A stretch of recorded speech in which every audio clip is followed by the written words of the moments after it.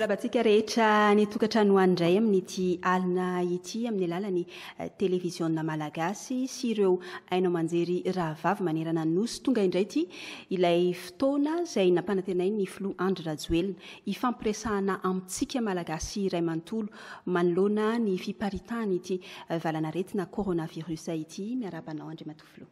Ya, miarabanao miora ary miaraba ny malagasy tsy vaky voloko amin'izao takarivo izao. Fotoana indray hoentintsika mba ahafahana mitafa ny isaky ny tokantrano mba hanomezana ny toromarika sy indrindra mba hapetrahantsika ny rafitra rehetra indrindra moa zany fa ny tetikady hoentina miady amin'ity valanaretina coronavirus ity. Andry Matofilo, ny atoandro teo ny tombo 10 indray nisan'ireo mitondra ity tsimok'aretina Covid-19 ity eto Madagasikara. Ny efatra amin'izy ireo ilay cas contact na ilay hoe azo tamin'ny alalan'ny fifampikasohana tamin'ny olona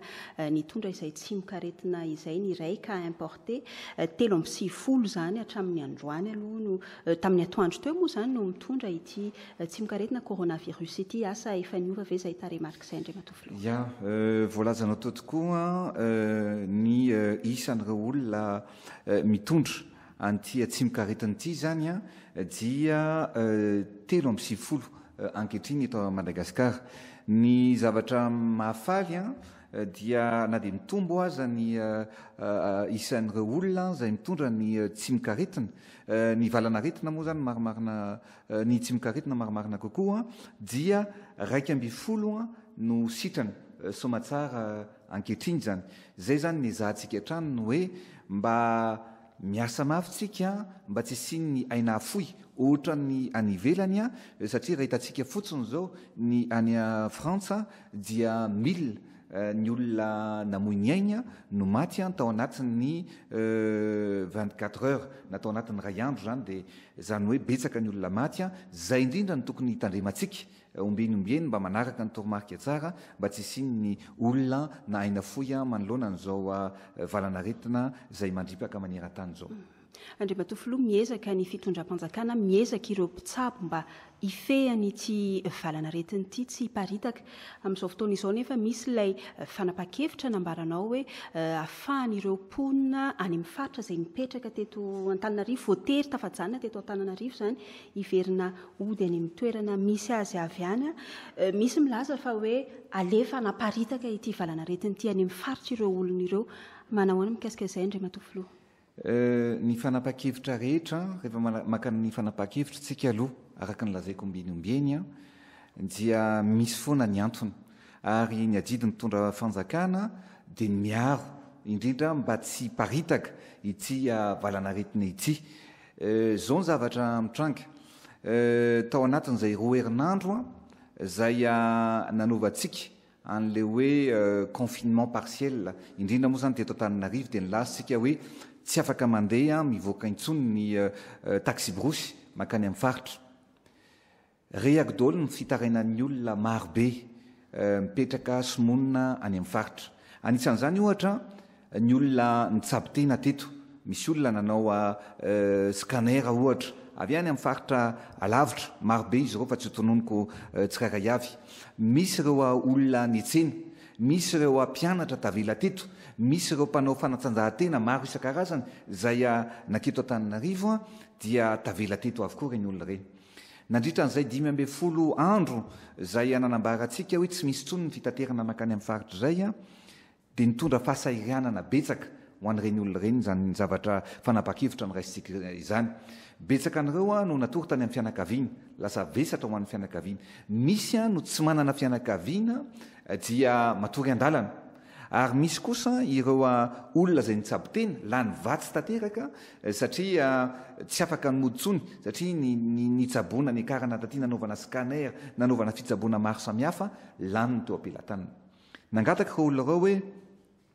Andry Matofilo nanoratra taratasy, mandefa message amin'ny réseaux sociaux izay mivatana any amin'ny mpikerakera ny serasera izay mampitamiko hoe zao ny zavatra olana misy inona ny fanapa-kevitra tokony ho atao. Ny tenen'ireo olona ireo dia marobe no niteny hoe ahoana moa ny olona avy any ivelany izay efa nisy ny stade 3 fa nitsabo tena ihany koa tany ivelany no navelan'ody teto an-tanindrasana. ireo olona reo indray a dia mba te hamonjy ny toeram-ponenany zay le zavatra nisy zany zay no tenenantsika ny hoe eo moa tsika malagasy koa sarotra lamina satria tao anatin'ny kabary zay nataoko dia hoe manomboka ny natao zay mihitsy ny fandaminana napetraka hoe manomboka ny atalata 7 aprily ka hatramin'ny 6 aprily dia afaka mamonjy ny toeram-ponenany ireo olona zay tavela any amin'ny faritra na tavela eto Antananarivo zay le zavatra nataontsika zany dia ahoana ozy izy ny olona avy any ivelany no navela nody teto an-tanindrazana fa zay raha amonjy ny toeram-ponenanay dia tsy avela nazava ny kabariko ny hoe zay olona amonjy ny toeram-ponenany dia nomena lalana mody any amin'ny toerana misy anazy tsirairay avy reny fa tsy niteny mihitsy aho hoe zay olona andeha aka-rivotra andeha hanao vakansa any Majunga na andeha hanao vakansa any Tuléar tsy zay le izy lasa voanteny an'iny zany dia lasa betsaka ireo olona zay mibosesika tokoa zany hoe ho any amonjy ny faritra eto moa dia zay ny antony tsy nanaovako ny fandaharana omaly satria mbola niaraka nandamina tamin'ny tompon'andraikitra rehetrarehetra satria omaly somary misy zay zavatra mibosesika be zay fa androany napetraka ny lamina rehetrarehetra hoe zay foana ny teneniko hoe tsika malagasy dia tokony mba ho vahoaka modely amin'ny lafiny rehetrarehetra ary mba mahay alamina ihany koa satria miteny aminareo fa mijery atsika izao tontolo izao amin'izao tsika miteny izao any amin'ny firenena rehetrarehetra hoe ahoana ny ataon'ny Madagasikara mba hifehezana an'ity valanaretina ity zay zany no mahatonga atsika ny hoe ny fandamina eo zany dia androany zany dia efa nanomboka ny teo anivon'ny ministera ny hoe nojerevana ny kara-panondro nijerevana ny antony andehanany reny olona reny any amin'ny faritra raha ohatra moa ka ny zavatra hita zany dia misy mihitsy ny olona ny ray aman-dreny mianatra any amin'ny faritra miasa any amin'ny faritra fa lay azanany no tavela teto Antananarivo dia navelanody izy reny nisy tena nitsabo tena mihitsy natongavana teto Antananarivo nisy nividy entana no natongavana teto Antananarivo fa tavela teto ary misy koatra zay no tavela tany mifaritra isan-karazany zay zany zavatra ray faharoa eto dia te ilaza amin'ny vahoaka isaky ny faritra hoe efa niraisitsika ny fepetra rehetrarehetra ny fanapa-kevitra niraisitsika tamin'ny voalohany dia hoe ny olona avy any ivelany ireo nandeha fiaramanidina no nijerevantsika ary voafehantsika izy reny satria hita hoe izavy izy ireo ary zay no mahatonga atsika eto a Madagasikara io be dia be ny olona sitrana satria inona ny antony dia tsotra mbola tsy mitondra akory le olona amin'ilay tsy mikaretina na mbola tsisy kory zany ilay symptôme dia nataony fitiliana izy reny dia nitsabony izy reny dia sitrana somatsara ankehitriny ny tiako lazaina aminareo dia hoe reny olona lasa any amin'ny faritra reny efa nisy mifepetra satria nanomboka androany aloha indrindraindrindra ny olona nandeha fiaramanidina rehetrarehetra dia natao test avokoa zay zany ny zavatra natao ny any amin'ny ny antony moa dia inona ny antony dia mandeha fiaramanidina tsy ohatra ny ao anatina taxi borosy afaka voaina ny varavarakely na afaka misy rivotra famezivezy fa tena confiné mihitsy zany ny olona mandeha fiaramanidina ny mandeha taxi borosy indray dia maromaro no natao test ary nisy ny olona tsy navela nandeha mihitsy satria na izy ireo hita fa mety hoe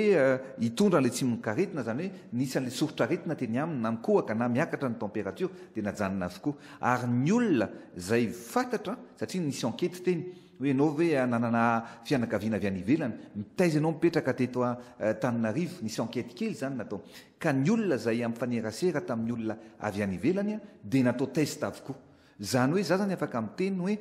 tsy ny fitondram-panjakana mihitsy no andefa olona marary satria ho fahasaranana ho an'ny mpitondro zany raha sanatria olona marary no tonga any amin'ny faritra fa eo amin'ny fandaminana zany indraindray no sarotra lamintsika malagasy ary manara ohatra misy foana na ny freany fiany fitaterana ary dia mampiakarina tapitapoka teo zany rehetrarehetra zany no nalamina daholo androany ny rahana tamin'ny ministera sy ny tompon'andraikitra isa tokony sy isa tsokajiny Anisan'ny toromarika nomenao zay Andry Matofiloha, fa nisy ihany koa ilay toromarika nomenao mikasika ny fananganana ilay komity loharano malagasy. Tsara angamba Andry Matofiloha azavaina hoe iza no manendry ireo olona ao anatin'io komity io izavy no mpikambana ao anatin'izy io, asa tsara azavaina bebe kokoa angamba satria mety ho maro no liana amin'izay hoe te handray anjara amin'izany atao hoe komity loharano, hoe te handray anjara amin'ny ty ady amin'ny valanaretina coronavirus ty. Ya za moa efa nanao ansoavy teto hoe ny fisiny zao valanaretina zao dia fomba anankiray ahafahantsika mametraka eto amin'ny firenena ny fiarahamonina vaovao sy ny laminasa vaovao hoentina mandrafitra ny fampandrosoana fa indrindra hoentsika miady amin'ity valanaretina coronavirus ity. Nanao antsoava nanainga ny olona rehetrarehetra hoe isaky ny fokotany any na isaky ny secteur satria ny fokotany anankiray mety misy secteur anankiefatra na anankenina dia mila zany tsika olona misa enina isaky ny secteur. Tsy lozany zay olona tsara sitrapo, zay zany teneniko hoe mila olona tsara sitrapo maniry ny asa sy anasoa ny fiarahamonina ary indrindra hitondra ny anjara birikiny eo amin'ny fampandrosoana ny firenena miala avy any amin'ny fokotany. Zay ny teneniko hoe zay le hoe loharano. Loharano zany moa dia any ny poirany, any ny poiran'ny fampandrosoana, any ny poiran'ny zavatra rehetrarehetra lamina amin'ny fiarahamonina zay tokony mapetratsika. Hatramin'izay mantsy ny zavatra nisy teto dia matetika dia ohatran'ny piramide, zany hoe aty ambony no ny baiko ny filoha dia matetika tsy tonga hatrany fotony mihitsy io. Na mitenitsika zao misy ny lesoka hita hoe mitenitsika hoe misy ny fizarana dia mety eo amin'ny atenatenany ihany ny tonga fa tsy mety tonga hatrany fotony. Fa zay natonga atsika hoe nieritreritra mihitsy andro aman'alina hoe inona ny lamim-piarahamonina napetratsika vaovao. Zay zany natonga ilay hoe loharano, zany hoe miainga avy any fotony no miakatra aty amin'ny mpitatana ary zay nitondra atsika ny fampandrosoana ny firenena. Ahoana ohatsy izy ianao ary izavy no ary firy no mpikambana ao anatin'io, ahoana ny fandrafetana an'izy io? Ny fandrafetana an'izy io dia mila zany eo anivon'io zany ny chef fokotany, eo anivon'ny fokotany. Zany hoe chef fokotany, ny chef secteur dia arahany ben'ny tanàna zany no mandrindra anazy any ankapobeny. Fa rehefa avy eo kosa ny solombavam-bahoaka no manaraka ny asa ataon'ireo loharano reo zay miara-miasa kaiky sy mahafantatra ny asa ho ataony ihany koa ny eny anivon'izay hoe komity ny loharano zay. Ireo olona anankefatra hafa zany dia tokony ahitantsika mpiandraikitra ara-tsosialy, tokony ahitantsika solotena zany avy amin'ny sehatry ny fahasalamana, amin'ny sehatry ny fampianarana, amin'ny sehatry ny fiangonana, ny olona dekôlina sy olona rehetrarehetra manatompo andraikitra amin'ny fiangonana rehetrarehetra reny dia mila ilaina mihitsy mandray andraikitra ao anatiny ity loharano ity, na ny olona ao anatin'ny fiarahamonim-pirenena ihany koa dia ilaina.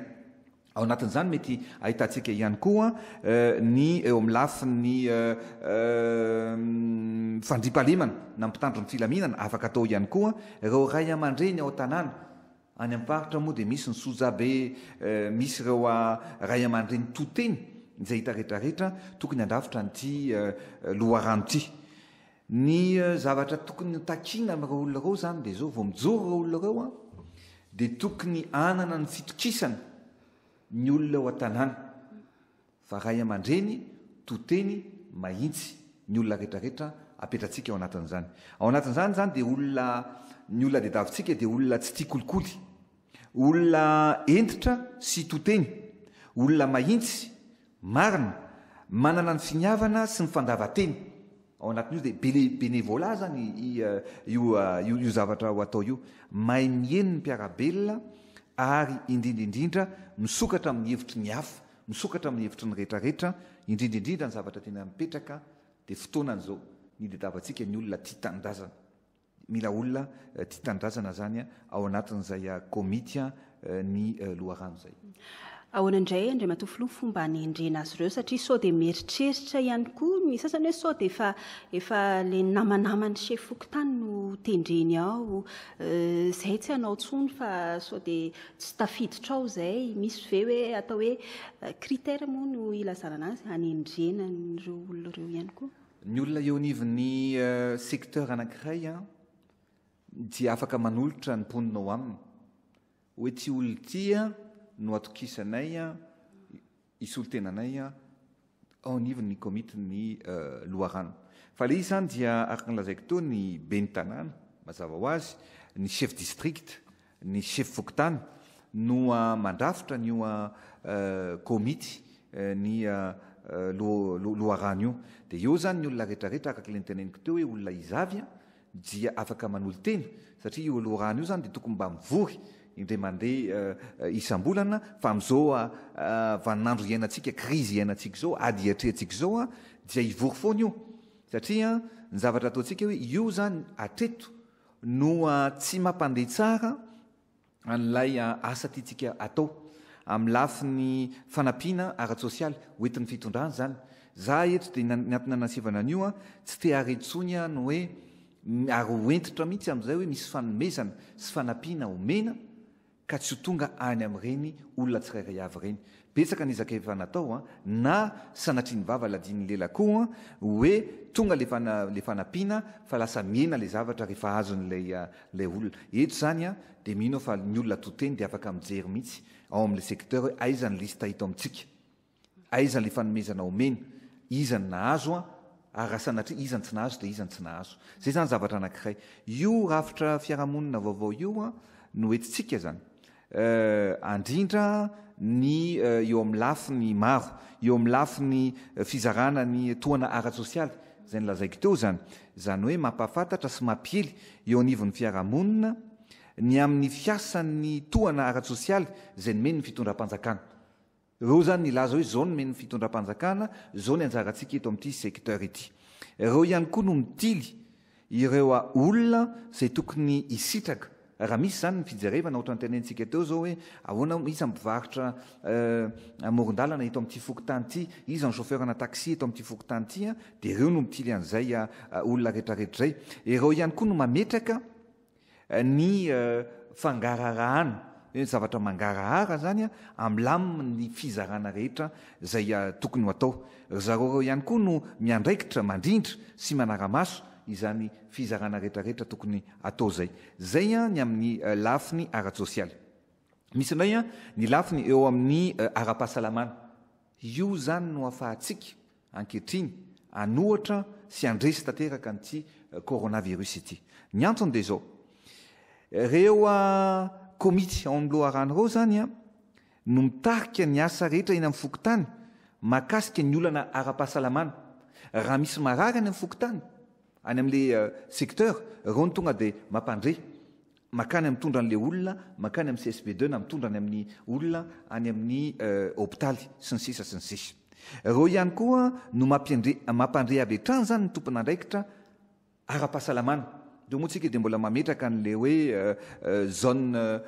de commandement opérationnel dia ireo afaka mampandre dia tsika ny tonga dia mandefa avy hatrany ny ambulance na ny mpitsabo raha toa ka misy izany zavatra rehetrarehetra zany eto moa dia misaotra ny mpiantsehatra rehetrarehetra satria hita mihitsy ankehitriny fa ny réactivité atsika nany hoe aingana kokoa zany raha vao misy ny trangan-javatra dia aingana kokoa ny intervention na ny fihetsikatsika metytsika mamonjy an'ireny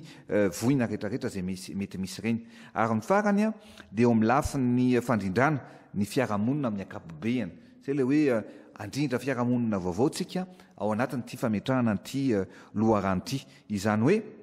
mandray ireo karaza pitarainana rehetrarehetra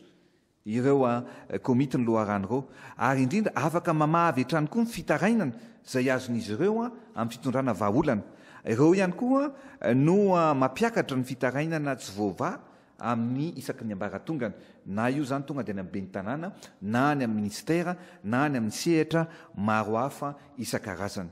raha ohatra ka nanao ny feany zany dia raha toa ka anisany ny atsika moa zay zavatra tsara mety nataony mpitatana amin'ny fandimby dia afaka hoentina tsarainy raha toa ka nanao an'ny fokon'olona zany ny tombokola Ratsimandrava zay voalaza hoe inona ny rafim-piarahamonina de hoe fokon'olona dia ny antsika zany ankehitriny resy lahatra tanteraka fa ny fanaovana nyity loharano ity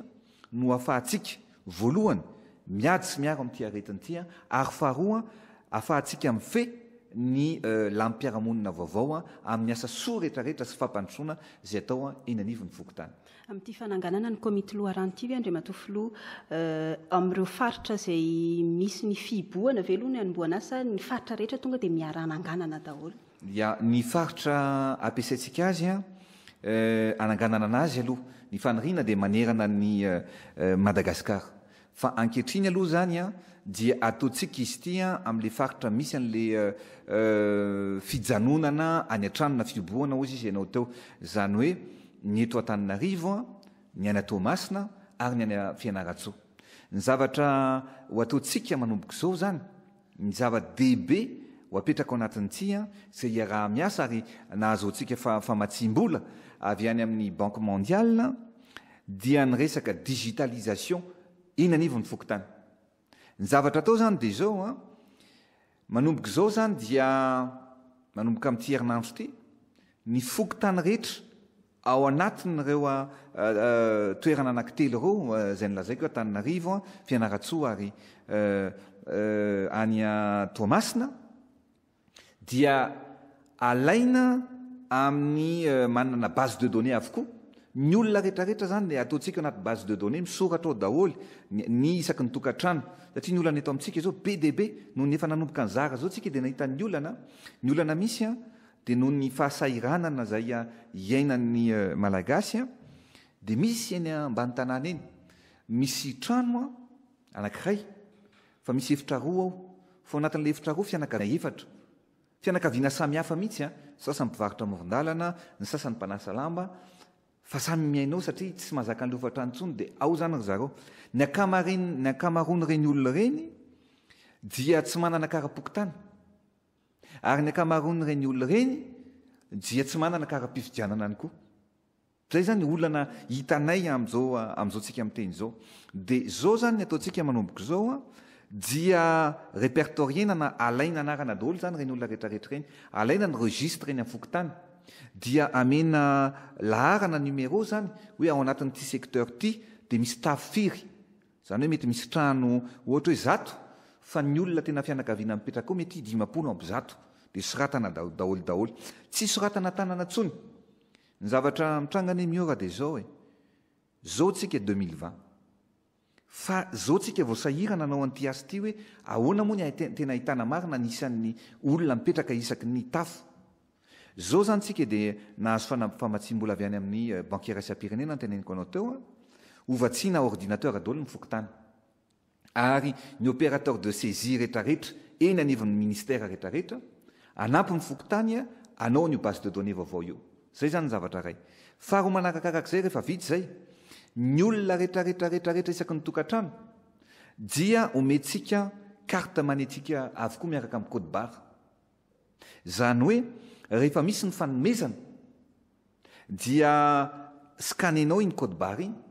dia fantatrao zany hoe na misy ny fivorim-pokotany ohatra dia fantatrao hoe iza no nanatrika amin'ny fivorim-pokotany na tsy satria scanenao fotsiny iny dia fantatrao hoe tamin'ny datin'izao ianao tsy tonga nanao fivorim-pokotany na rehefa misy ny fizarana dia scanena fotsiny misy code barre moa na misy fitaovana manokana fanaovana an'ireny dia hita hoe iza ny efa nahazo ny fanomezana iza ny mbola tsy nahazo ny fanomezana iza ny efa nahazo ny fanampiana iza ny tsy mbola nahazo ny fanampiana iza ny nandoa adidy tao amin'ny fokotany iza ny tsy nandoa adidy tao amin'ny fokotany zay zany no zava-dehibe hoentintsika ametrahana an'ilay lafim-piarahamonina vaovao eto amin'ny fireneny fotoana zao no anaovantsika n'izany digitalisation zany anarahana ny nanotoe-pahasalaman'ny olona ary dia mety ho hita ao anatin'izany koa rehefa avy ao anatin'iny isaky ny fianakaviana zay zany ny zavatra ho atao dia tsika moa teto efa niteny hoe efa nahazo famatsim-bola avy any amin'ny Banque mondiale hoe ny olona zay tena sahirana dia omena 100 000 ariary amin'ny tafo 100 000 tafo zay aloha ny anomboantsika azy de atombotsika izany io rehefa vitany zao alaminasa rehetrarehetra atao zao zavatra rehetrarehetra lazaiko anao zany mio tokony ao anatin'ny enim-bolana no atao fa za moa dia nameny toromarika amin'olona rehetrarehetra ary mivory tsy tapaka ny hoe tsy maintsy fitaitsika ao anatin'ny 10 andro nalatsak'izay ary satria le olona efa sahirana mba hitondrantsika n'izany fanampiana sy izany hoe fametrahana ny rafim-piarahamonina vaovao zany eto Madagasikara. Andriamatofilo tena tsara aloha tena tsapanao hoe tena sahirana ny olona satria amin'izao fotoana izao Andriamatofilo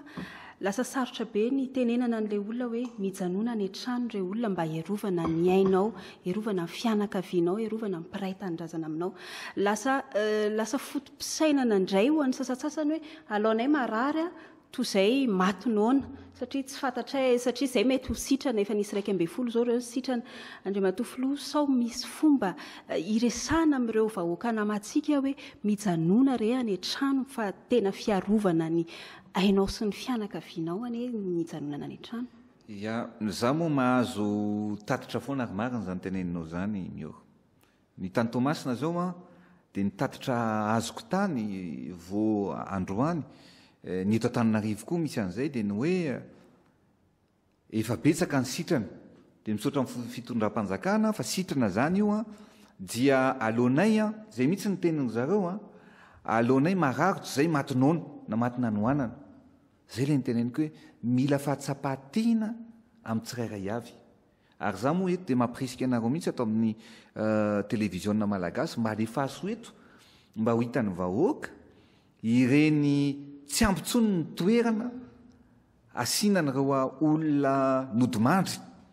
noho nyty aretin'ity any Eropa, any Italia, any Frantsa. Ny vaovao azoko zao dia misy an'ireny toerana zay fasina eny ireny satria tsy ampitsony ny any amin'ny morgue dia alahatra any ny olona zay maty nyty aretin'ity zany hoe loza efa niteneniko hoe loza ny fitondrana manao ny ezaka fa ny fanaritsika mba tsy hotody mihitsy amin'le stade 2 dia niteneniko hoe misaotra an'Andriamanitra aloha tsika hatramin'ny androany fa mbola 7 ny vo fa io raha vao mihoatra ary zany nefa zavatra tsy apozina mety hitrangy zany mbola tsy zay niteneniko hoe mbola tsy misikitsika mbola tsy tavavoaka ny ala fa raha vao mihoatra ny 300 ny voany lay tsy mikaretina ary raha vao mihoatra ny 50 ny maty dia miditra amin'ny stady manarakatsika. Zay zany niteneniko atsika rehetrarehetra hoe mila fahatsapatena ny tsirairay avy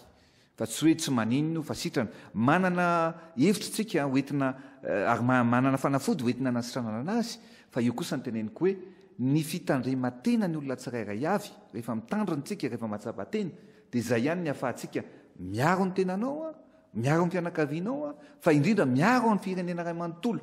Jerevantsika fotsiny le cas contact ray reny zao jerenareo fotsiny fa ny cas contact anankiray dia efa misy any amin'ny 700 mahery any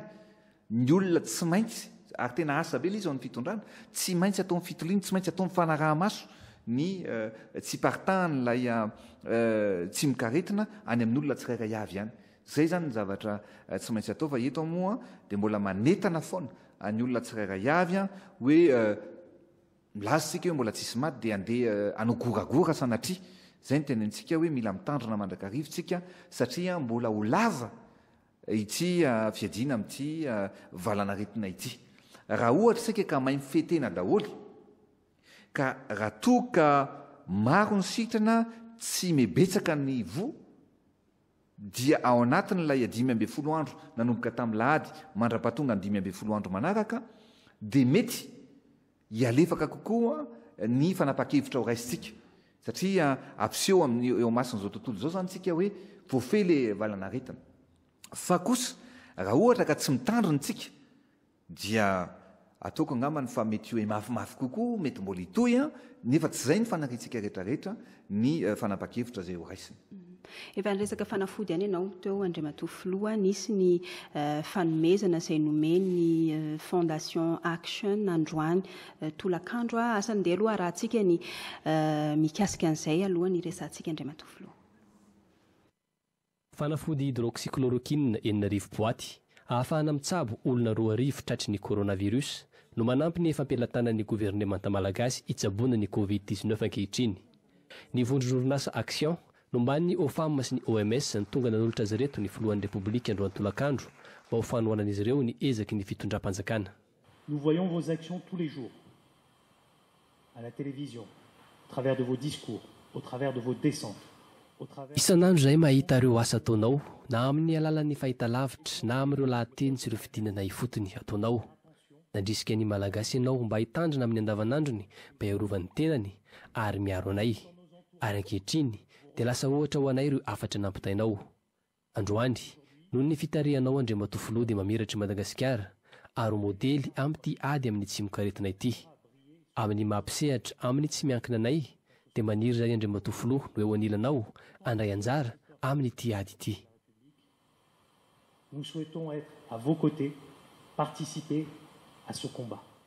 Efa niditra amin'ny dingana manaraka isika amin'ny ady amin'ny Covid-19 ary mifototra bebe kokoa amin'ny fiarahamonina sy manakaiky ny vahoaka zany ka ho ampiasaina amin'izany ireto fanafody ireto. C'est un grand plaisir pour moi de recevoir ces médicaments afin qu'on puisse sauver des vies. Afaliana ahy ny andraisako ireto fanafody izay anavotana aina ireto. Androany ianareo dia manome antsika ny fitaovam-piadiana hiatrehana ity valanaretina ity. Raha tany amboalohany sika dia nitily ireo olona nahina hitondra ny tsy mikaretina teto amintsika, izany hoe ireo mpandeha avy any ivelany niditra teto Madagasikara. Ankehitriny dia ny eto ifotony indray no imasontsika, izany hoe eny ampotony eny amin'ny fiarahamonina mihitsy no andehanantsika amin'ny fametrahana ny rafitra loharano. Izany hoe tena ho eny amin'ireo distrika sy fokontany isan'isany isika mba hitiliana ireo marary ary tonga dia ahafahana mitsabo azy ireo avy hatrany. Après dans les districts pour pouvoir détecter en fait les malades et nous allons les traiter très très tôt. Anomboka rahampitso ihany dia efa lefa izotra any amin'ireo faritra tsirairay avy hiatrehana ny ady amin'ny coronavirus ireto fanafody ireto. Taorian'iny moa ianao Andriamatofiloha dia niona tamin'ireo manampaizana mpikaroka malagasy ihany koa resahako ihany anontaniko ihany momba an'izay fa momba ireo fanafody Andriamatofiloha ampy ve aloha zany ny fanafody eto am-pelatanantsika hatramin'izao retenenantsika izao aloha. Ya, io moa efa nilazaiko any malagasy hoe mbola tsy tafiditra tetikory ilay valanaretina dia efa naka sa tsika ary nyteneniko ny fipetra rehetrarehetra mba ahafahantsika miady amin'izany valanaretina izany. Androany zany tsika dia nahavoray fanafody izay tsara ny manamarika fa io fanafody io zany no nahasitrana ireo olona tany Chine io fanafody io ary nahazo zany tsika androany roa arivo ny fanafody ho an'olona marary roa arivo zany ireo fanafody ireo. Ny olona marary eto amintsika nefa an'izao dia 3.50. Zany hoe manana fanafody ampy tanteraky tsika. Nefa ankoatran'io dia mbola manana ihany koa tsika fanafody zany hoe eo amin'ny 10,000 efa nilazaiko teto ihany iny koa zany izay efa nitsabona ny olona rehetrarehetra sitrana. Zany hoe raha eto zany Madagasikara dia manana ny fanafody izay ahafahantsika miatrika sy mitsabo an'ity tsy mikaretina ity. Ny zavatra tsara marihana fotsiny ao anatin'izay dia zao. Zay ny teneniko ny tombony nataontsika dia hoe voahita fotsiny ilay olona fa mitondra ny tsy mikaretina dia hitantsika meloa. Fa ny mahasarotra ny any ampita dia rehefa tena marary na tonga amin'ny stade final ny olona zay vao entina any amin'ny hôpitaly dia zay mahatonga an'ireny maty be dehibe ireny. Zay zany mahatonga antsika hoe manomboka izao dia le loharano any anivon'ny fokontany, any anivon'ny district, any anivon'ny reny toerana misy cas contact rehetrarehetra reny manomboka rapitso dia andefasana fanafody avokoa.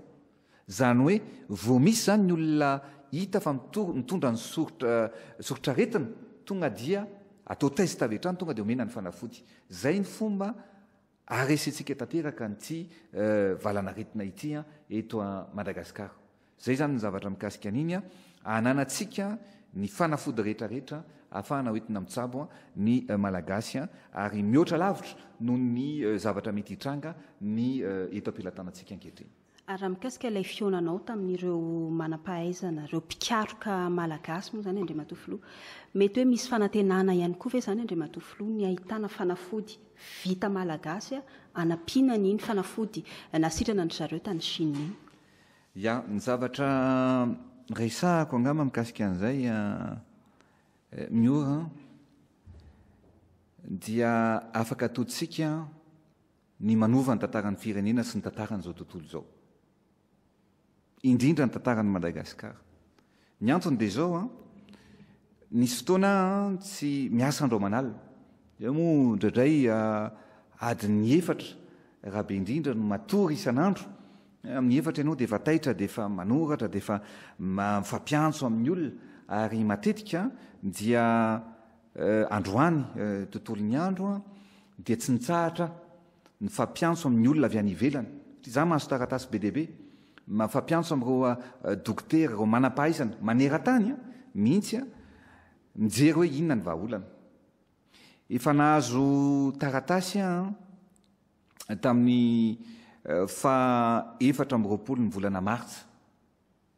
eto ampelantananketo mihitsy ilay izy milaza hoe i Madagasikara dia manana ny fanafody afaka ho satria mbola proventsika io zany, manova ny idivana amin'ity valanaretina coronavirus ity. Tsy maintsy mametraka zany tsika eto moa le taratasy dia hoe raha akatoaviko le izy amin'ny filohan'ny républicain dia manoratra taratasy ana le olona hoe on devrait mettre en place des stratégies locales, innovantes et efficaces pour protéger les populations du monde. C'est ça, il y a une alternative de choix contre le Covid-19, tant dans une approche préventive que curative. C'est ça, les taratasi azkuti. Cette plante médicinale, il y a inamusti fanafody hita eto Madagasikara io zany dia afaka tsara mitsabo ny aretina coronavirus. Ny zavatra ho ataontsika zany dia zao tsy afaka miteny eto ary mbola tsy anjarako miteny an'izany. Fa manao mifanandramantsika ankehitriny ary ny manoratra ana eto zany dia mety misy olona maromaro hiara-iasa amintsika, ireo professeur avy any andafy, ireo professeur eto atoerana, ireo indrindrindrindra ny olona nahazo ny prix Nobel de la paix, ireo laboratoire maro isan-karazany. Fa ny afaka lazaiko fotsiny dia zao, rehefa nijerevana hoe inona ny zavatra misy eto Madagasikara, dia ny ireo akora ananatsika hitsaboana eto zany, zay efa nitsabo olona maro, dia afaka mahasitrana any amin'ny 30 millions de malades. Nefa ny olona marary zao dia 1,200,000, 1,210,000 zany. Asakasaka be zany no ataontsika anao ny fanandramana, ary voateo alohan'ny tatia dia fampiresaka tamin'ny tompon'andraikitra Isatsokajiny, ary ny zavatra antenenina zany dia misy firenena hafa te hiara-iasa amin'ny Madagasikara amin'io hoe afaka atao izy io sous forme d'intraveineuse, zany hoe amin'ny tsindrona miditra ny anatin'ny lalandra no afahana manao an'io. Fa misy fomba hafa ihany koa zany no mety anaovana anazy na amin'ny hoaniny io na atao amin'ny zavatra maro samihafa ohatra ny sotrona, eo zany tsika no mijery anazy. Tsika zany zao dia miditra amin'ny fanandramana manomboka zao satria ny fakafakana tsara, jerevana tsara le protocole aviezany atomboka sarotra be ary saripady ty zavatra resahako amintsika ity, nefa zay efa niteny amin'ny vahoaka malagasy hoe mangarahara any no zavatra ho lazaiko amin'ny vahoaka malagasy. Tsy zany nahitany fanafody, fa ny manam-pahaizana no nahitany fanafody. Ny manam-pahaizana no miasa amin'izy io ary nijery ny lamina sy ny rafitra rehetrarehetra hoentina anasitranana. Ny tsika lazaina dia zao, za efa niteny foana fa ny olona rehetrarehetra raha manana ny arme nucléaire, tsika tsy manana an'izany. Misy manana ny arme chimique, tsika tsy manana an'izany. Fa za resy lahatra ary nanam-pinoana hatramin'ny voalohany hoe tsy maintsy hoe mba hisongadiny ty Madagasikara ty. Ary fotoanan'izao nanao antsoavo angamany teto mioka ka tadidinao tsara tamintsika nanao ny fandarana voalohany dia niantso mbola tsy fantatro tony zavatra tony niantso ny manampaizana malagasy hoe fotoanan'izao ataovy ny fikaroanareo fa misy ny manampaizana eto amintsika ary eto amintsika no anisan'ny manana huile essentiel be indrindra maneran-tany ary eto ny ahitana ny olona rehetrarehetra na amin'ny reproduit cosmétique na ny fanafody hoanina dia eto Madagasikara daoly no miaingy zany zavatra rehetrarehetra any. Ankehitriny zany tsika voateo alohan'ny akarana teto amin'ny plateau dia efa niresaka nandritra ny adiny ray amin'ny telefona tamin'le olona nandefana ny taratasy ary niteny anao hoe Monsieur le Président mangataka anao zay za hoe votre décision par votre décision il vous est possible de changer le cours de l'histoire. C'est une sorataniato. Par votre engagement dans le dynamisme initié d'Afakatotsik, il est possible ensemble de gagner la guerre face au Covid-19. Nangatan l'olona zany andre matofloa ny fahavononanao sy ny fanapahan-kevitrao dia ahafahantsika manova ny tantara ny zao tontolo zao. Ary ny fandraisanao andraikitra sy ny finiavanao dia ahafahantsika ihany koa mandresy tanteraka an'ity Covid-19 ity. Dia mifampiresaka tamin'le olona zay any ivelany ny manana ny fahavononana ataontsika io ary teoneo ihany dia nampiantso ny tompon'andraikitra Isatsikaziny nijery ary ataony fanandramana fa mintso manantena fa ho hitantsika eto Madagasikara izany zany hoe atao aloha ny fanandramana sa eto mbola tsy miteny dia misy indray miteny hoe efa hitan'le mbola misy étape maromaro zany zavatra rehetrarehetra zany fa ny firenena iara-iasa amintsika zany zao no ho safidianitsika ary zay indrindra moa zany no teneniko hoe ho mafimafy ny asa miandra antsika amin'ny herinandro manaraka ity satria hivory tsy tapaka andro manalina mba hijerevantsika ny fametrahana n'izay protocole na ny fenitra hoentintsika mampiasa an'ity fanafody ity zay. Tsy hiditra lalina amin'ny atao hoe protocole Andriamatofilo fa tamin'ny herinandro ianao niresaka teto hoe atao anatin'ny 12 andro tsika jerentsika lay hoe mahomby ve lay fanasitranana an'ireo marary raha ny tamin'ny taremarika aloha zany dia efa mba mahavelom-bolo hoe efa 12 no sitrana mety hoe misy kely ihany ve ampiasaina n'ireo atao hoe plante médicinale malagasy akoatra nyreto fanafody avy any ivelany reto ho an'ireo mararitsika amin'izao zany. Manomboka zao manomboka rapitso dia misy lay fifanarahana atao amin'le marary sy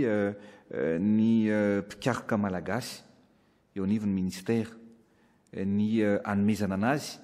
an'le fanafody ho ampiasaitsika anasitrana an'le coronavirus. Zay zany zavatra ho atao. Rapitso ny ataony niandrana zany ataotsika gasy fanafody teto io zay efa natao teto fa nalefatsika tany ivelany foana hatramin'izay fa manomboka eto zany izy dia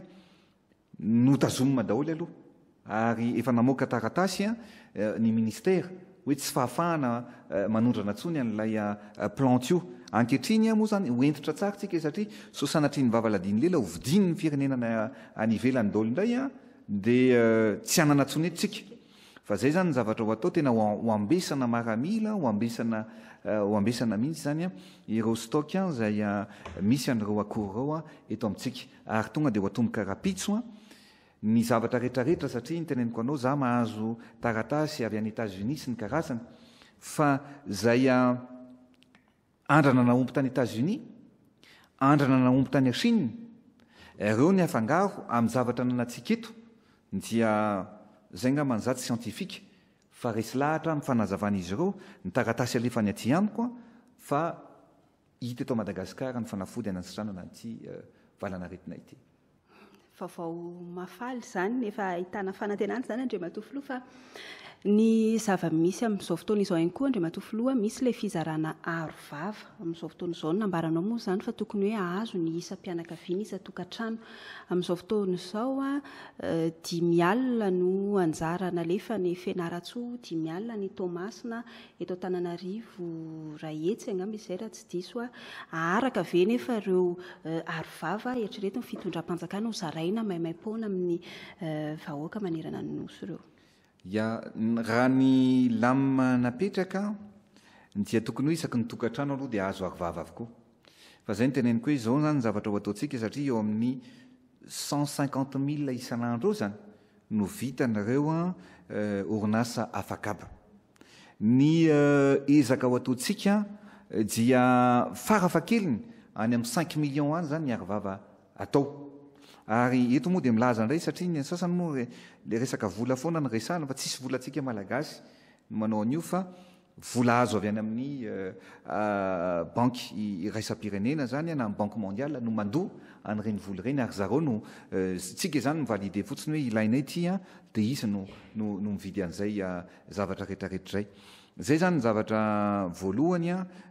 misy tokony araka zany le izy fa ny olantsika fotsiny dia eo amin'ilay fizarana. Eo zany nanaovana an'le loharano ane hoe rehefa mitenitsika hoe mahazo ny isa-tokantrano dia tokony mahazo daholo ny isa-tokantrano, tsy tokony misy olona tsony zany teny hoe zay mbola tsy nahazo. Zay zany le anaovantsika n'ilay loharano ity. Donc raha ohatra ka ny zavatra resahana dia tokony hahazo daholo ny isa-tokantrano fa indrindra ny olona mivoaka rehetra mandra-piandra an'izay fizarana ho an'izay mbola tsy mahazo aloha dia tokony manao arovava. Ary za moa eto dia miteny mihitsy ho anareo eto amin'ny TVM jereo fa misy any amin'ny rehefa mijerynareo amin'ny fahitalavitra reny ny firenena rehetra zao efa mandefa an'io daholo dia misy an'ilay hoe tutoriel reny zany hoe fomba fanaovana arovava. Mety meno miora fa ny any amin'ny firenena hafa bakraro zao afaka anaovana arovava. Tena fa misy fomba fanaovana anazy mihitsy io alefako aty aminareo aty dia mba alefaso eto amin'ny TVM eto ane fa ny olona afaka manao an'io arovava io daholo zany ny olona mandra-piandra n'ilay zavatra hozarainy olona rehetrarehetra dia mila ihany koa tsika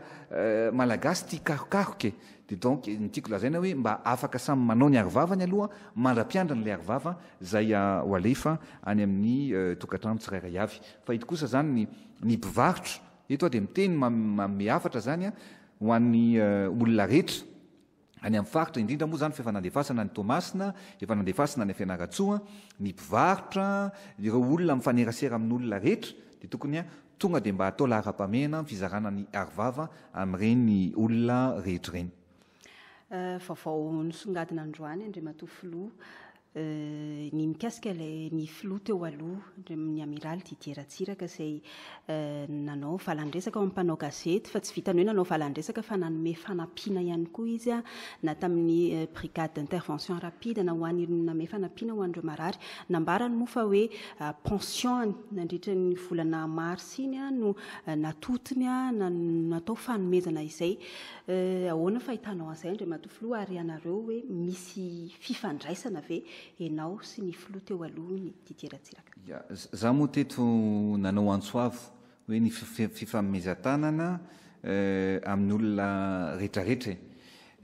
Sarotra amiko ny anonona ny anaran'ny olona hoe Rayanina niona tamiko na Rayanina nanolo-tanana amiko fa io rehefa manolo-tanana ianao misy ny mandray misy ny tsy mandray, misy ny tonga dia maka ny fepetra. Ary zay nisaokako manokana amin'ny filoha teo aloha Didier Ratsiraka satria hitako tokoa tamin'ny fahitalavitra teo tamin'ny vaovao nalefanareo ilay fanomezana nomeny any CSP2 sy ireo mpitsabo isan-karazany ary ny teny izy hoe ary marina mihitsy ny teniny matetika ane miora c'est le geste qui compte,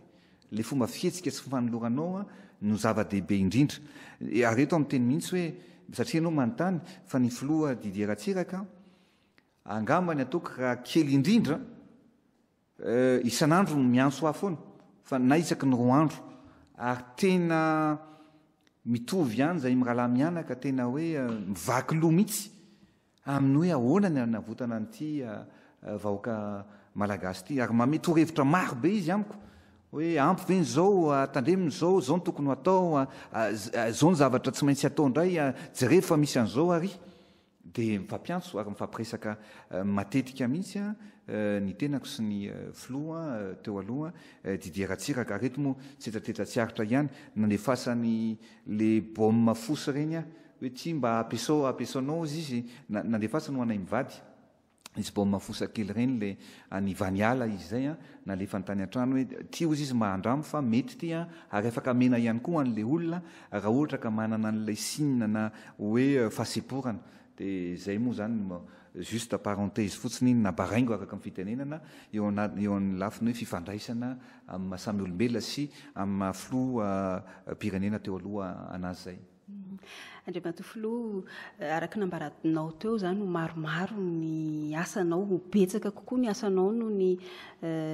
hatramin'izay fa maro ny asanao fa mbola mafy kokoa ny asanao amin'ity herinandro ity sy amin'ny herinandro ambony asa anahoana indray ny fotoananao amin'ireo mpijery mpanaraka atsika.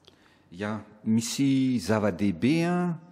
no ny zava-dehibe atrehantsika zao zany ny afahantsika miaro an'ity valanaretina ity. Ny faniriko dia mba hiavaka i Madagasikara eo anatrehan'izao trango zao. Ny firenena rehetra dia manana ny usine fanaovana fanafody ary tiako mba alefanareo eto fa tamin'ny nanao IEM mbola tao amin'ny Carleton mbola tsisy ny fampelezan-kevitra ao anatin'ny programan'ny IEM dia ny hoe tsy maintsy ary tokony manana toerana fanaovana ny fanafodiny izay ilainy malagasy eto Madagasikara. Zay ny zavatra no lazaiko. Amin'ity herinandro ity zany dia hiara-iasa akaiky mety tsy ampitsony ary amin'ny fotoana andro aman'alina miala eto dia efa hiasa momba an'izay fa ametraka ny usinentsika anaovana ny fanafody. Fanafody izay ny rarintsika, ny vavahantsika dia fanafody ahafahana manasitrana ny coronavirus. Zay zany ny zavatra atao. Za tena matoka satria fanafody avy any ivelany aneny nanasitrana antsika ny malagasy na raha ohatra eto. Tsy ahoana moa tsy avitantsika fanafody fokaritsika eto Madagasikara. Ary ity taratasy azoko ty dia milaza an'izay mihitsy hoe afaka manao tsara raha ny akorana anantsika eto dia ny hoe na amin'ny resaka approche préventive na curatif dia afaka ataontsika tsara zany zavatra rehetrarehetra zany. Ny fehany miora dia inona amin'ity herinandro ity zany dia hiasa akaiky ary anaraka akaiky ny tenako na ny fotoana trina ary mety tsisy tsony ny ahafahantsika mametraka sy manangana usine fanaovana fanafody goavana aty Afrika eto Madagasikara. Efa mifampiantso tamin'ny ropamatsy volo dia ozy izy zareo hoe raha prouvé dia tonga dia vonona zay andefan'ny avion na firy ananganana n'io usine io eto Madagasikara. Ka hiasa mikasika an'io ny tenako zany ary ataoko ngamba mifatsiotsigny amin'ny vahoaka malagasy satria zava-dehibe ty zavatra ohatra antsika ity raha misy ny namehana dia miakatra eto ihany fa kosa tena hijery akaiky ny fomba anasitranana an'ity coronavirus ity. Ary ny faniriko io alohan'ny atongavako taty teo dia efa betsaka ny firenena miantso vonona hiara-iasa amintsika. Ny any Singapour, ny ao misy pikaraka koa ao Maurice, ny any Chine, ny any Inde. Satria efa fantatra zareo io ty mantsy efa tamin'ny 24 fa tsy niteny mihitsy fa zao hoe masahana tsara le zavatra rehetrarehetra ankehitriny efa mimasaka le izy dia iroso amin'ny lalàlina kokoa tsika amin'ny fanaovana ny andrana sy indrindrindrindra ny famolavolana ny io usine izay apetratsika eto Madagasikara. Eny Andriamantofiloha ary satria mety hoe tsy ho hitanay matetika toy ny nahazatra zany ianao dia tsara ny afatrafatra sy ny toromarika avy aminao ho an'ny vahoaka malagasy. Ny afatra ho an'ny vahoaka malagasy dia zao. Mila mitandrina mandrakariva isika ary vahoaka malagasy. Ary aleo tsy hanao kinanga ny fahasalamantsika indrindra ny aintsika tsirairay avy. Satria ho mafy loatra amintsika. Ho mafy loatra amiko ny sanatrian'ny vava ladiny lela ny ahitana piraitan-drazana izay sanatrian'ny vava ho ripaka ity valanaretina ity. Tsika zao dia efa nahita. So dia miteny mantsika hoe zay ny zavatra lazain'ny sasany hoe tsy mandaitra amin'ny malagasy io tsy marina zany. Misy malagasy pasteur tany Frantsa notomandry. nisy malagasy ihany koa vonodimandry afaka maly a zay ny aina tany a belzika ka eto a dia mananatranatrantsika hoe alaotsika samy mitandrina tsy voky ny trano a ary fampifeha indrindra ny fahatsapahatena ny tsirairay avy a fa arety mandoza arety mandringana ity valanaretina ity ny afahantsika alohany zany zavatra rehetrarehetra resahako teto zany ny fanafody sy ny zavatra rehetrarehetra efa nylazaiko ombenimbieny hoe ny fanafody tsotra indrindra dia ny fijanonana ao an-trano ny tsy fandraisana vahiny ny tsy fifampikasokasoana amin'ny hafa zay ihany a no afahantsika miaro atreto rehefa hitatsika ny fanafody afandray ny zavatra fepetra ho raisitsika amin'izay a fa aleo aloha hiasa isika aleo aloha hiasa miaraka amin'ny manam-pahaizana nisy atokony a mba hoentitsika miady sy indrindra mandresy tanteraka an'ity coronavirus ity dia mankasitraka anao Andriamatofilo tsy manadino ny vahoaka malagasy tsy manadino ny fampitafa amin'ireo vahoaka malagasy ankasitrahana ihany koa isika tany tokantranontany izay nanaraka izao fandarana manokana iarahana amin'ny filoha Andry Rajoelina manoloana ny fiparitahany ity valanaretina coronavirus ity miaraka amin'ny televiziona malagasy sy ireo télé sy radio manerana ny nosy amanaraka indray ary no fotoanantsika samia tsara tompoko lasy tompoko vavy